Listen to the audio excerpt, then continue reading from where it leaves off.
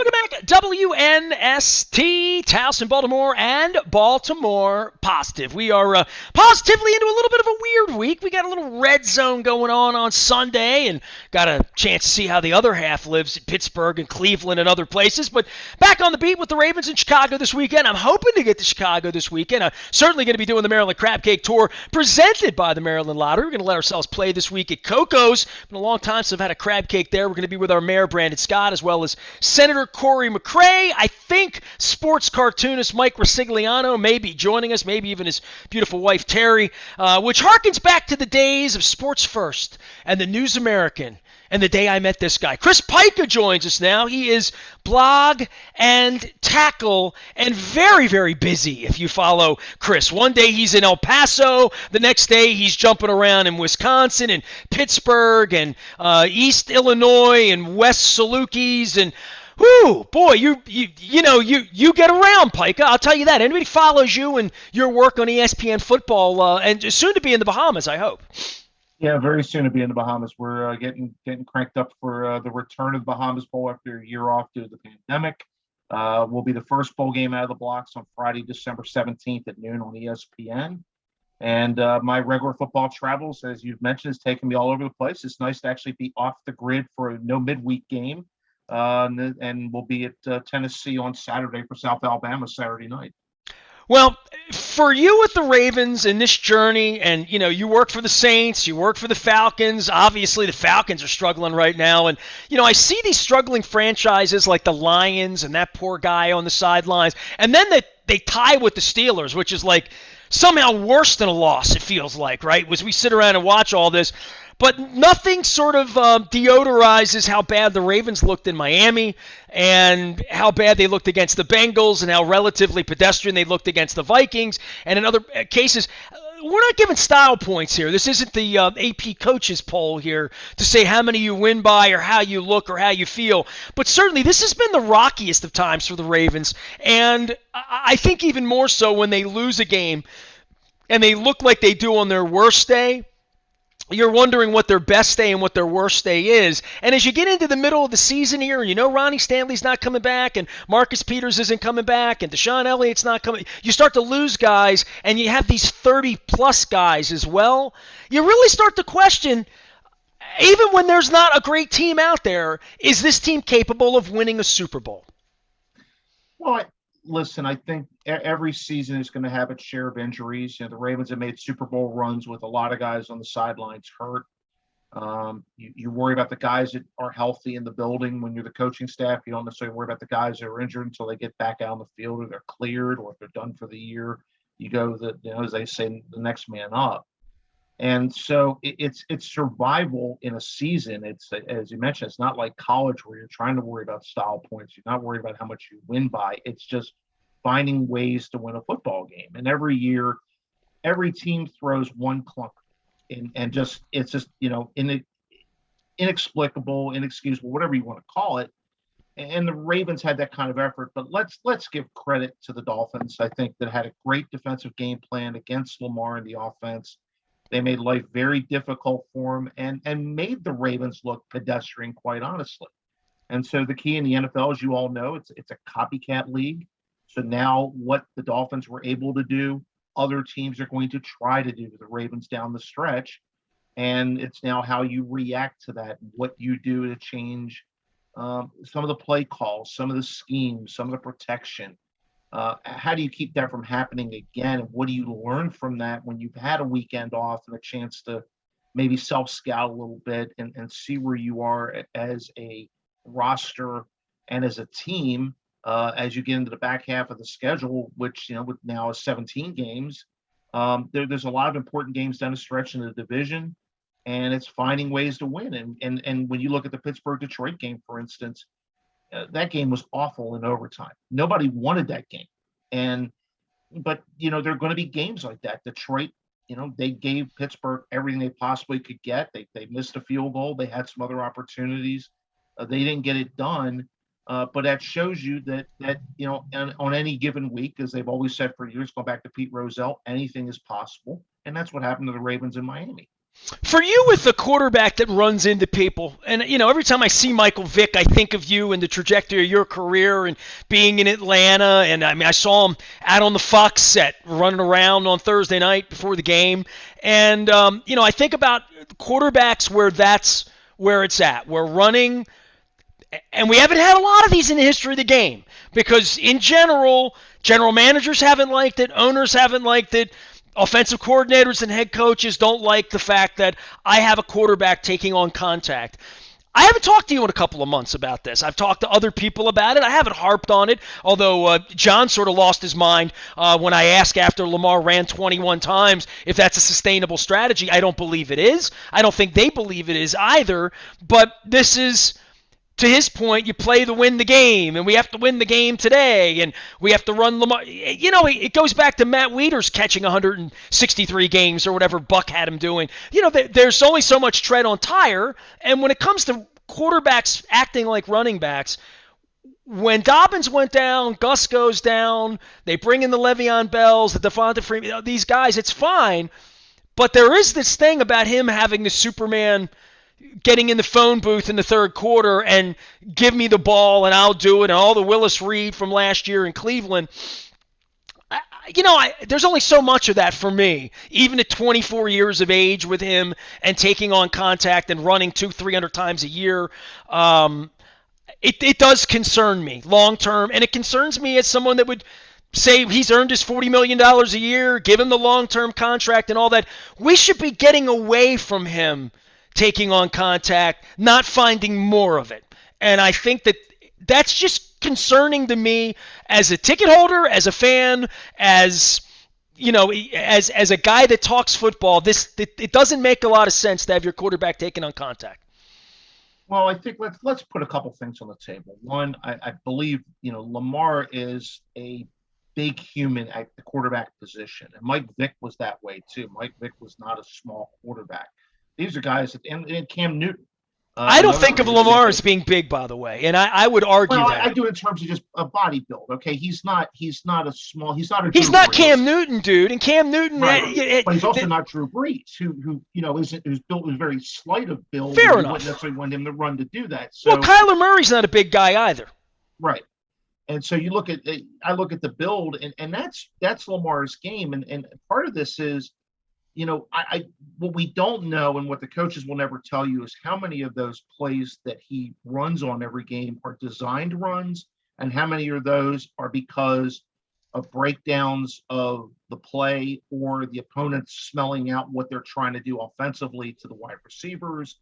And sometimes it's the last option. It may not be the option that the coach wants, may not be the option the offensive coordinator wants. But sometimes Lamar sees a hole open and he knows he has the speed to get to a spot, to get a first down or pick up a big gain and get himself safely out of bounds. And that's his nature to do that. It's rare. Okay. Opponents and teams didn't know what to do with Michael Vick either. Vick was such a special talent at the position running the football. Now, he was not the greatest passer in the world. I remember our time in Atlanta. We spent a lot of time sort of propping up his passing ability. Mike was not the greatest passer, and I think he would admit that he wasn't the greatest at studying opponent tendencies and other things, and he's admitted it much over the years. Whereas Lamar, I think, is a good passer. He throws a good ball. He gets the ball to the receivers. Again, well, then he needs protection, and he needs a running game. And that's part of the problem. To me, down and distance has been one of the big issues for them, is that when first down fails, they are not a good offense at all. And they're not set up to be they're set up to be 2nd and 3, 2nd and 2, 2nd and 4, and eat off of that and never be in third down. When they've had success, that's been who they've been. And that's a hell of a thing to say, Chris. That's a freight train thing. Yeah, we get eight yards on first down, we'll kick your ass. Well, of course we will, right? I mean, there's no doubt about that. Every team will tell you that. When you're able to dictate the playbook on down and distance, most often you're successful. When the opponent can dictate their playbook to you in third and long, chances are you're not going to be successful. And that's just the nature of football. So for me, is it concerning Lamar runs as much as he does? A little bit. But again, it's part of a larger issue. And the larger issue is his protection in the pocket to find his receivers what his receivers are doing to get open. Obviously, they were throwing to the tight end a bunch. I mean, Andrews is seeing the ball more than he ever has as more of a, I mean, he's more than a safety valve. He does catch the ball, does get good yardage. Hollywood Brown's made some great catches. But by and large, I think there have been some difficulties in the offensive plays that the Ravens have not been able to take advantage of to allow Lamar to stay back in the pocket and use his natural throwing ability. Like I said, the one thing that Michael Vick really didn't have, I think Lamar has. Lamar has touch. Lamar can throw it a long way. He can throw a good ball. Sure, he can throw a hard But I would ball. say Lamar's taken on more contact than Michael Vick ever did because he runs more. I think Vick took his share of contact. Okay, now he was elusive. But in my days, in my year in Atlanta with him, I mean, I think he took his share of contact, but he also was smart about when he decided to run. I guess the only reason we're comparing him to Michael Vick is there's nobody else to compare him to. Right. I mean, there's nobody that's looking to run 12 to 18 times a game. There's no one in the modern game of pro football in the last, you can go back a long way. I mean, not, we remember France Harkington scrambling around. Well, France Harkington's not in the class of these guys by any stretch. So I think Vic picked the spots where he knew he could get to the outside. He knew he could avoid contact, and he had big runs. Sometimes I think Lamar likes to prove a point that he's willing to go through maybe a little bit more traffic on his runs, that maybe the holes aren't as big for him when he decides he wants to go and he's willing to take that contact. And I think that's something that the coaches, may discuss that with him and saying, hey, you don't need to do that in that situation. We prefer you to see a little bit more of a hole and a little bit more of an opening for you to do what you do to get yards and not get hurt. But it's awful hard to take someone whose game is what he does and tell him not to do it. I think that's, those are hard discussions, between coaches and players. Well, and I think it's even harder on a day after when you have to play football in 96 hours and you run 21 times, and then you can say, well, we did what we needed to do to win, and then you go to Miami and really look ill-prepared to play. And you've done these turnarounds, and, for all the years that the Cowboys and the Lions, had their Thursday turnaround every year, and the advantage of doing that, every organization has to do this now and go play when they're not really ready to play. They're not set up to play. And to me, the Miami game, and it's not an excuse, or as Luke would say, Buck Showalter would say, would that be a convenient excuse? Well, it is, but that's what happens during a long season. You get beat, and you get beat badly, you get embarrassed, and you have to go dust off and go out to Chicago and try to do it again. I'm just concerned about the horses and the courses for this as they get into Cleveland's and Pittsburgh's and Rams and playing into the middle of January with all of this. And I think 10, 11 wins, you're in the playoffs, and we figure it out from there. And they're already to 6, so they're ahead of the game. But they feel like an atrophying team to me a little bit, not an ascending team, a team that's just flopping along at this point, and certainly looked that way on Thursday night against a really bad Dolphins team. It was a bad look. That look and the look against the Bengals, where the bottom is for this team, we haven't seen that bottom from a John Harbaugh team much. No, and I would honestly say my concern is more on the defensive side of the ball than the offensive side of the ball. I don't think they look very good against Cincinnati. I think they really struggled against Miami. Again, turnaround has something to do with it. But the last 2 games, and sometimes you need 10 days off between games, and that's what the Ravens get in this situation to get back against the Bears, and get back to what they do. And sometimes they just need a little bit of rest and maybe refiguring some of the things. The coaches sit in the office and see, hey, what do we need to do different here with the personnel to make this work? And so the 10 days between games is probably a godsend for John Harbaugh and the coaching staff to give them an opportunity to figure out what they need to do down the stretch. It's not like they're in a consecutive games where it's, Thursday and you're going back. It's, 10 days is a long time, and guys get the rest to recover a little bit. As the coaches like to say, get your mind right. And I think that's what they're going to try to do coming out of it. Chris Pike is here. He is Blog and Tackle. You can follow him out on Twitter. He's been running around doing college football. Well, what's been your favorite college football site? You're still checking off. You're still going to places you've never been before, right? I mean, with college, there's so many places you could still go, right? So I even said to my wife this weekend, I said, if the earth were flat and things were normal, and this is sort of a mini bye weekend, we probably would have been on the beach in Miami, right? But if not, hey, a little Michigan State Maryland game out there in East Lansing and the Stones in Detroit on Monday. There's a lot of possibilities, but somehow you always wind up in like weird places in Illinois and stuff. It's kind of cool. Well, it is. I've of the 131 stadiums I've currently in FBS, I've worked in 79 in one capacity or another, whether it's in television or my sports information career. Probably favorite this year, sneaky good time, El Paso, Texas. I think El Paso is a great town, and they had a great atmosphere for Saturday night. Wisconsin, Big Ten football. Don't get to see a lot of that in my travels, but that's a fun atmosphere. That game was over with by the end of the first quarter, but the Wisconsin people, regardless, still have a great time before the game with an 11 a.m. local kick. And then certainly after the game when all the bars and everything is full on our way to the airport.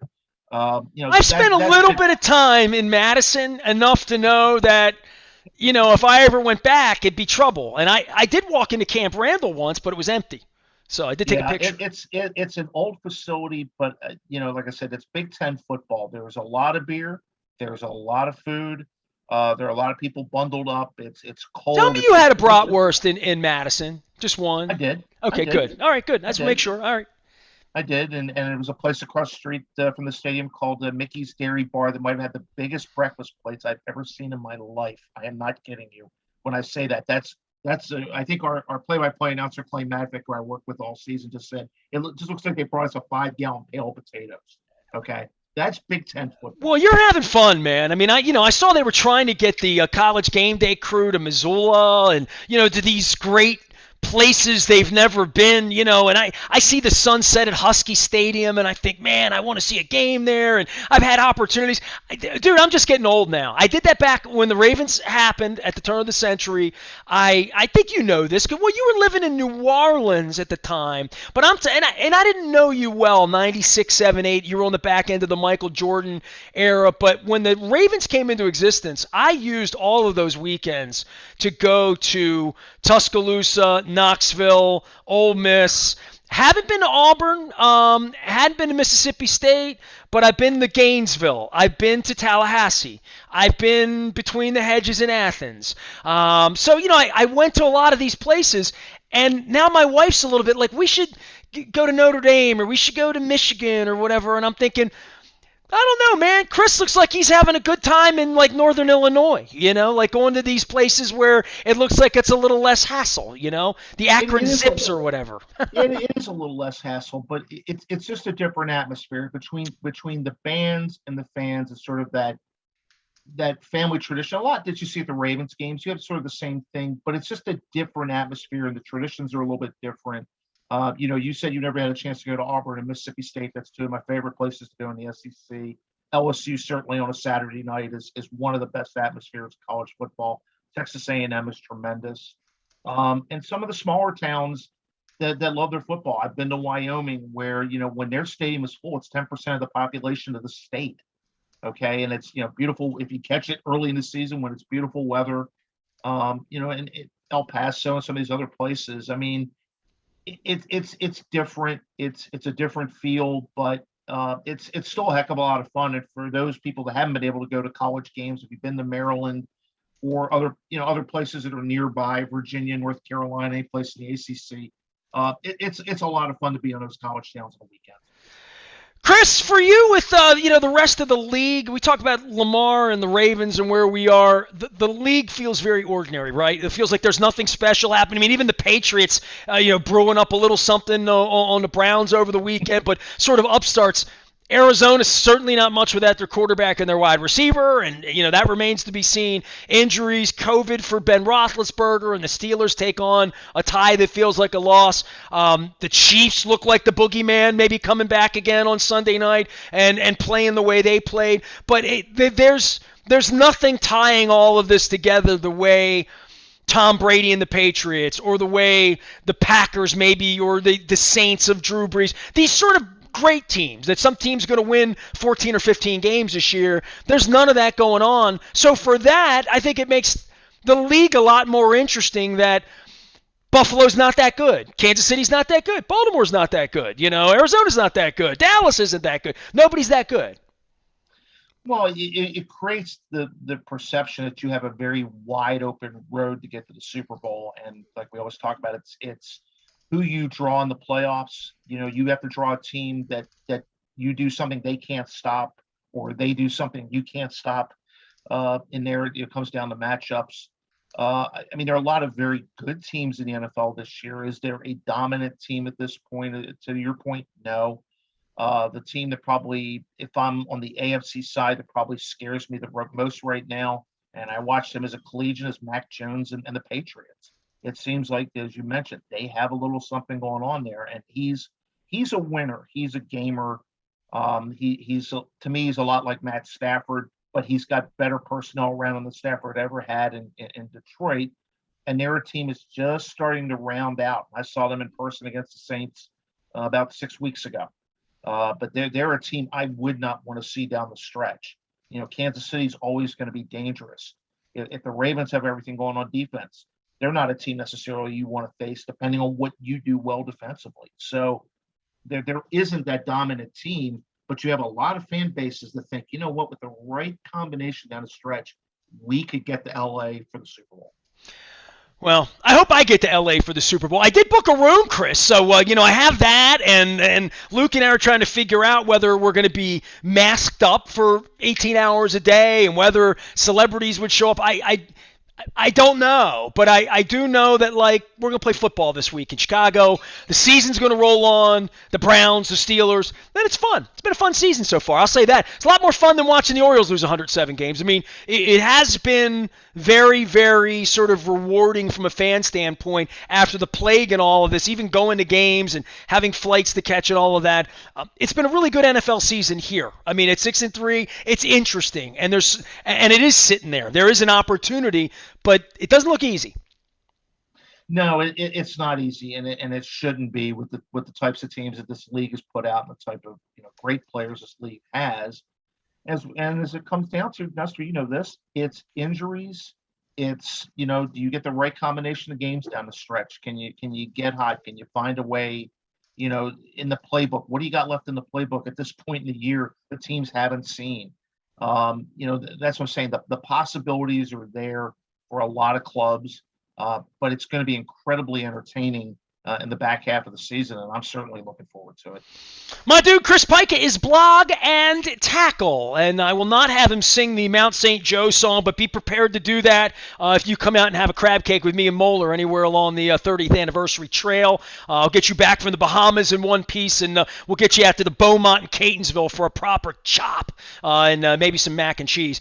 Chris Pika can be found out of blog and tackle. Of course, Luke's going to be out in Owings Mills all week long. All of it brought to you by our friends at Royal Farms. Real fresh, real fast, and the tasty coffee in my cup. My co-roofing mug is here, but it is the Rofo coffee in there. The Maryland Lottery is presenting our Maryland Crab Cake Tour. I'm at Coco's this week with our mayor. We will be in Bel Air, or Abingdon, as they say, at Conrad's Crabs, one of Chris's favorite. Going to be having the Conrad's Crab Cake on Black Friday. So bring some pumpkin pie, some mincemeat pie, and a crab cake from Conrad's. That'll be Black Friday in Abingdon. And then on the 3rd of December, we come back to Baltimore County. We'll be in Cockeysville at Pappas, joined by my pal Leonard Raskin. That's his favorite crab cake at Pappas. So we'll be there for that. And then the 30th anniversary begins at the aforementioned Beaumont in Catonsville on the 9th of December, setting up some dates at Costas, Roost Chris, and some other places as I celebrate 30 god-awful years failing miserably at doing sports radio. We are WNST, AM 1570, Towson, Baltimore, failing up. We are Baltimore positive.